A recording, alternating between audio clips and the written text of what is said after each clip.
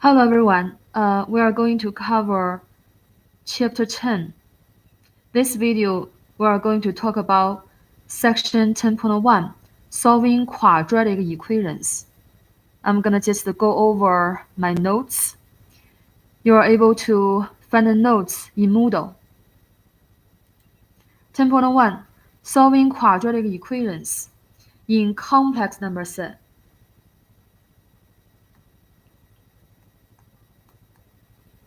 So first thing, what is a quadratic equation? Quadratic equation is an equation first, of course, right? If the equation can be written in the form ax squared plus bx plus c equals 0, we call this is the standard form of a quadratic equation. Any equation which can be written in the form can be called a quadratic equation. In this equation, x is the only unknown. X is the only variable. A, B, C are real numbers. A, B, C are real numbers. And the leading coefficient A has to be non-zero. Suppose A equals 0, then we don't have this term anymore, and the equation would become a linear equation. We have to require the coefficient of x squared be non-zero to guarantee this equation is a quadratic equation. So this equation is the standard form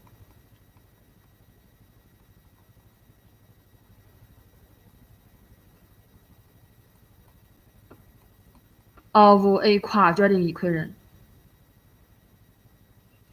Is the standard form of quadratic equations. In the standard form of a quadratic equation, we have a 0 on the right-hand side. On the left-hand side, we have a quadratic trinomial, 1, 2, 3, 3 terms. The biggest exponent on the shoulder of x is 2. So the polynomial here is degree 2. In algebra, we call, if the degree is 2, then we call it quadratic. So far so good? So that's the first thing. We need to understand the concept of a quadratic equation. What does a quadratic equation look like? What is the standard form of a quadratic equation? So let's look at example 1 from the notes. Example 1, solve the following equations by factoring. That method actually we have already learned from chapter 6. Remember the beginning of the semester.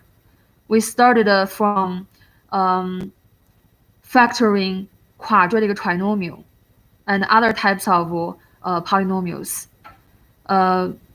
In chapter 6, there is a section is about solving quadratic equation by factoring method. So this part is not new. We just see it as a review. Okay, we're gonna solving by factoring. I hope you guys still remember how do you factor a quadratic trinomial. We have learned 2 methods, right? If the leading coefficient is 1, we apply, what's the name of the method? Shortcut method, right? If the leading coefficient is different from 1, we have a different method. It's called a slide divide slide method. So example 1, we are going to solve the following quadratic equations by factoring. Number 1, x squared minus 6x equals 14 minus x. All right, let's see, this is an equation in x, but it's not in the standard form, right? Look at what is the standard form. So how do we rewrite this equation in the standard form? That's something we're going to do in the beginning. How about let's try my transposition of terms. Do you guys remember the technique? Yeah, I tried very hard to solve the technique, right? So here is what are we going to do? We're going to copy x squared on the left. We didn't change it. We copy minus 6x also. But I want to move this term over to the left-hand side. Remember transposition of terms. We move it and we change the sign. So we move a negative x over to the left and we change the sign in front of it, plus x. Same with the 14. I want the 14 on the left-hand side as well, because I want to keep the right-hand side be 0, right? And then we move it and we change the sign. Negative 14 equals 0. So far so good? Yeah, the first step, I move the two terms on the right-hand side over. I applied the transposition of terms. Let me write it down. Transposition of terms. Very useful and convenient technique.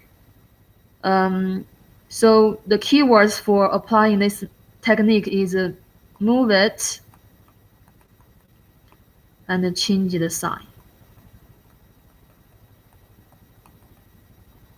Yeah, of course, I don't have to you can use whatever the method you feel comfortable. If you want to do minus 14 from both sides and the plus x from both sides, that also work.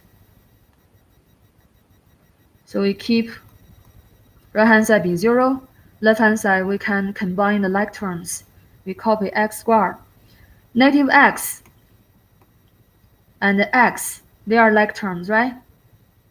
Because they have exactly the same variable parts. We are able to combine them. When we combine two like terms, we combine their coefficients. Negative 6 plus 1, negative 5x, and then copy negative 14. All right, look at this equation now. It's in the standard form. Right-hand side is 0. Left-hand side is a quadratic trinomial with the leading coefficient 1. Remember, we are solving by factoring. Right-hand side is 0, left-hand side is a quadratic trinomial with the leading coefficient 1. How do we factor it? The name of the method is called shortcut method. Remember, I name it. Yeah, you wouldn't be able to see that in the book. This method, the shortcut method. We need to go ahead to find the two integers whose product is negative 14, whose sum is negative 5.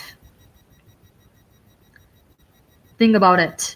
Which two numbers multiply to negative 14 add up to negative 5? The two numbers must have opposite sign, right? Since the product is negative.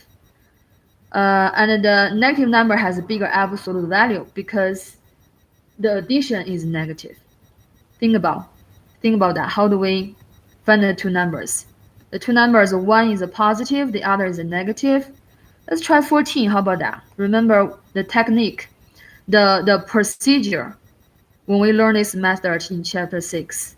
We try 14. 14 is the absolute value of C, the constant here. We can try 1 times 14, 2 times, apply 0 product property. X equals, if you solve x plus 2 equals 0, you move 2 over, you have x equals negative 2. You solve it, right? Yeah. So we have x equals 7. If you have time, you can same thing. If you plug in x equals negative 2 to the original, back to the original equation, you would see negative 2 satisfies the equation as well. All right? This is not new. We actually have already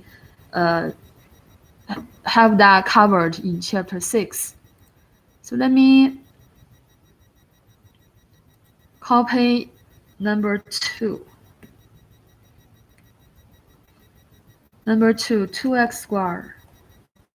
2. Here we're going to solve. Number 2, 2x squared equals 20x minus 22. Here we're going to equation. Is not in the standard form either. So what do we do the first step? Move everything over to the left. Copy 2x squared. Move 24x over. We have a negative 24x on the left. Move negative 22 over. We have a positive 22 on the left. And the 0 is isolated on the left-hand side. So it's the standard form, right? Right-hand side is 0. Left-hand side is a quadratic trinomial with leading coefficient 2. However, we are lucky. Why we are 2, 24, 22, 0. So don't worry, we don't have to apply slight division. Side 0 divided by 2 is still 0.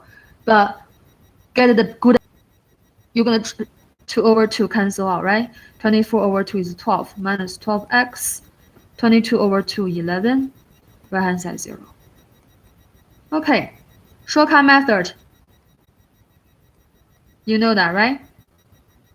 So the left hand side should be able to factor it as x plus a number multiplied by x plus another number. Which two numbers?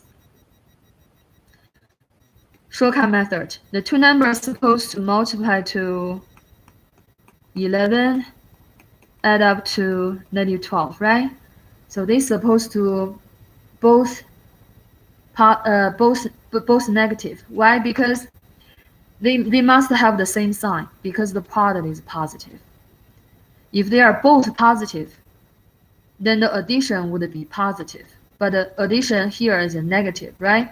So the two numbers must be both negative, right? So 11 itself is a prime. The only way to factor 11 as the product of two numbers is 1 times 11. So do you see it already? Negative 11 and negative 1. It doesn't matter which one is in front or which one is in the second parenthesis. Either way is okay. All right, always take time to double check. Negative 11 times negative 1 equals a positive 11. Negative 11 plus negative 1 equals negative 12. So make sure you factor the trinomial correctly.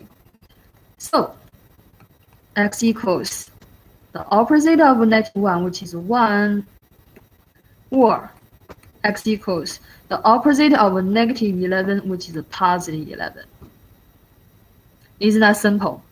You can make a summary. The solution set is a set containing two solutions, 1 and 11.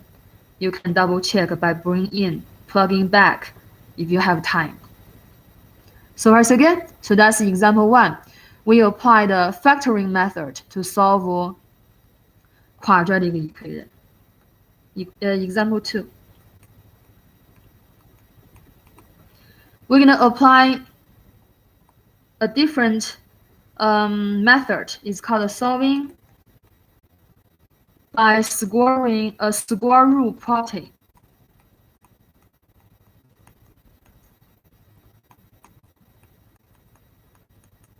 Okay, we're going to spend time to recall or review what is the square root property. You should have learned this from algebra. We just mentioned once in chapter 9. What is square root property? If we have x squared equals a, it doesn't matter a is a positive or 0 or negative. A on the right hand side, the number a could be any number. Okay, one more time. If x squared equals a here is a constant. A could be any real number.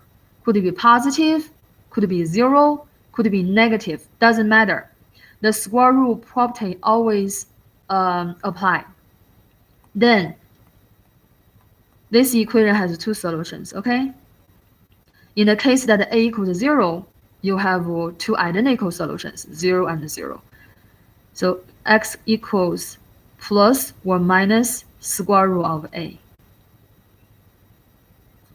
Okay?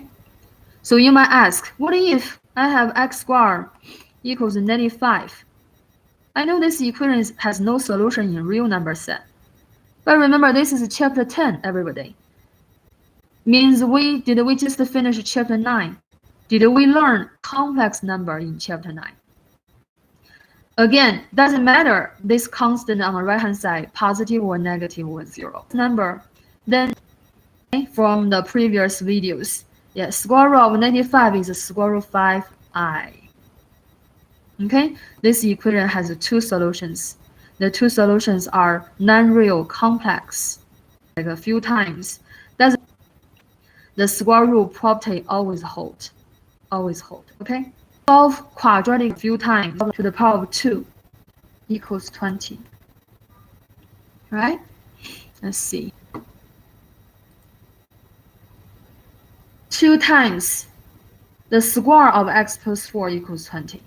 Well, I know this equation is not in this. I recommend you don't FOIL or multiply the expression out. Why? Because we are going to apply square root property. Circumstances, square root property read in the standard form. When the equation is given like that, right hand side is a number, left hand side can turn one perfect square, and the variable x is in the base, then we can easily solve this equation by applying square root property. Let me show you how, okay? Firstly, we need to isolate the perfect square. What is the perfect square? Let me pink it. Let me color it. This part is the perfect square, okay? This part is the perfect square. The base is x plus 4 inside the parentheses. The exponent is 2. That is a perfect square. Perfect square. Yeah, we favor that kind of form, you know. We don't have to rewrite it in the standard form and solving by factoring. No, we don't have, because this is very close to very close to getting the solution. If we consider applying square root property, okay? Yeah. As I said, the first thing to do is to isolate that perfect square. Divide both sides by 2. And on the left, 2 cancel 2. We have x plus 4 to the power of 2 equals, on the right hand side we have 10. So far so good? Okay, so now is the time to apply the square root property. Do you guys see this green part? Sorry, it's blue, right? The blue part, that is the base, okay? It doesn't have to be x all the time. It could be anything. Yeah, let's see it as one whole thing. The blue part. The blue part to the power of 2 equals 10. Same with here. The blue part to the power of 2 equals a. Then the blue part, the base, equals plus or minus square root of a. You see what I'm saying? So the blue part, the base, x plus 4.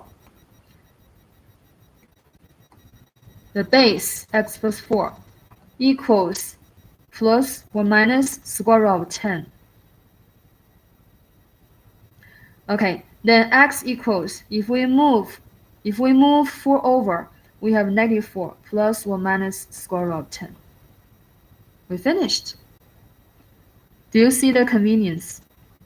If we have already have a perfect square in the equation, we apply square root property, we get a solution very quickly. All right, let's make a summary. The solution set is a set containing two solutions. The first solution, 94 plus root 10. You might wonder, what is that? It's a decimal. It's an irrational number. Use your calculator to check. Yeah, it's an irrational number. It's a decimal. Non-repeating, non-terminating. Yeah, it's a decimal. It's an irrational number. Another solution is 94 minus root 10. Yeah, both of the two solutions. Another solution is 94 minus root 10. Yeah, both of the two solutions are irrational. We talked about what is irrational before, okay? This is number 1. Number 2, we talked about what is irrational before, okay? This is number 1. Number 2, here, right? If we could move 36 over to the right-hand side, then we would have x squared equals negative 36. Then we are ready to apply the square root property already. We are ready to apply the square root property here. The blue base is going to be a real number. It's okay. The quadratic trinomial, the quadratic equation doesn't have to be 6i, negative 6i. Right? So this is example 2. Example 1, solving by factoring. That's the first method. Example 2, solving by applying square root property. Square root property. Example 3.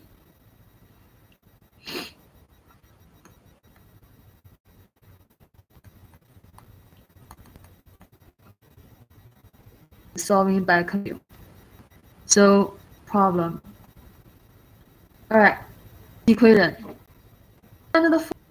And you will find out factorable. Okay? Because there's no two numbers.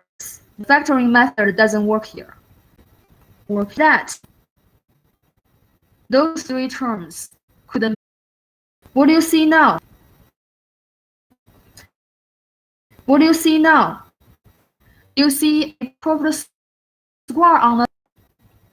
What did we just learn? That we have from example 2. Square root property. Square root property. You see that? The blue base to the power of 2 is 5. Right? Do you remember how we do that? Only apply that to the 2. And then we have this. Yeah, this would work if you have slightly less method. However, I'm gonna show you a method. As practicing this example is to show you how to apply continuous bar if the increase out. Inside other topics, you would apply this technique. Would be similar. Okay. This number is gonna be the square of half of the coefficient of x. What's the coefficient of x? Half. What's half of it? Fourth. 1 over 16. Yeah, we're gonna have 1 over 16 here. 1 over 16 here. All right. So inside the red parentheses, I know this is not very convenient, but I do have to show you how do we square.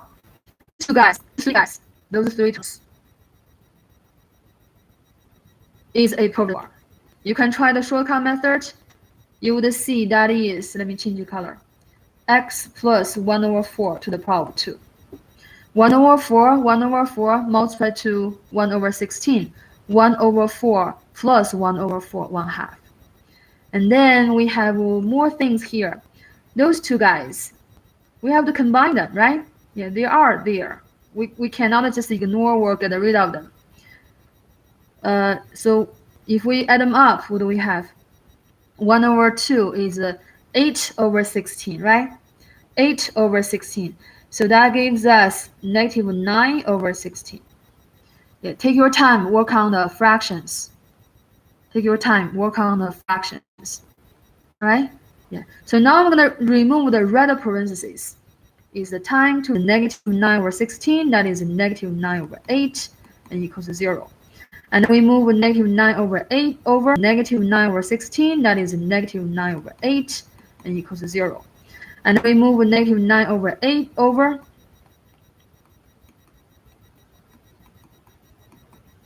and then we divide both sides by 2. Divide by 2. We have the left-hand side. The perfect square isolated on the left-hand side. And the right-hand side, we have 9 over 16. And then, what are we going to do here? What's the second method we have learned in example 2? Yeah, square root property. Again, the base, the blue base. Okay, the blue base. The blue base, x plus 1 over 4, is going to be plus 1 minus square root of 9 over 16. X plus 1/4 equals plus or minus, we know that is 3/4, right? 3/4. So x, if you take the plus here, you get a half. If you take the negative here, you get a -1. Yes. So the two solutions are slide divide slide method here. Yes, that would be okay. How about let me show you the slide divide slide method. Let me do this here. Slide divide slide method. How about blue? Yeah. 2x squared plus x minus 1 equals 0. Slide the leading coefficient to be with the constant term as a slide divide. We don't even have to do divid. We don't even have to do the second slide, okay? I'm going to show you. Slide 2 to be with the constant to create a new equation, x squared plus x minus 2. And then shortcut to factor the left-hand side. You would see the two numbers, they multiply to -2, add up to 1. Gonna be +2, -1. Double check.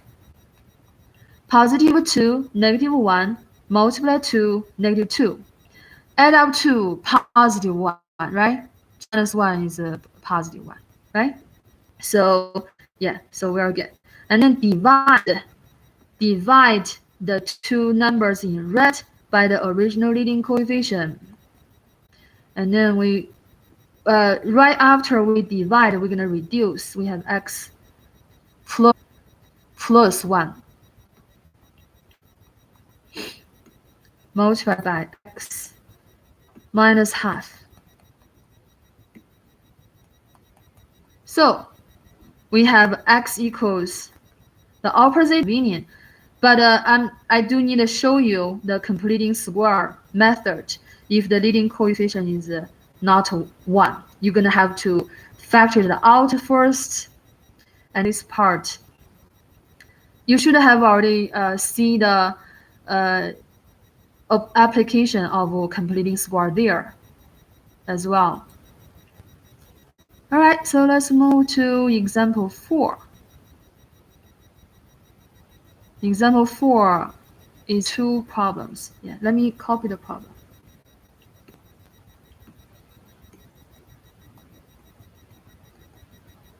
I'm going to just read it, okay? Construct a quadratic equation with integer coefficients that has the given roots. Yeah, let me explain what does that mean. First one, x equals √3, x equals -√3. So we are going to construct a quadratic equation. We are a quadratic equation such that that equation has 2 solutions. The 2 solutions are, now we are given the 2 solutions. We need to construct the equation. So here you might already see the pattern. So I actually wanted to write that fact here. It's very important. Any quadratic equation has exactly two solutions. Has exactly two solutions. Has exactly 2 solutions. You see the two numbers match. 2 solutions, degree 2. Okay? Yeah, that's a very important fact, actually. The 2 solutions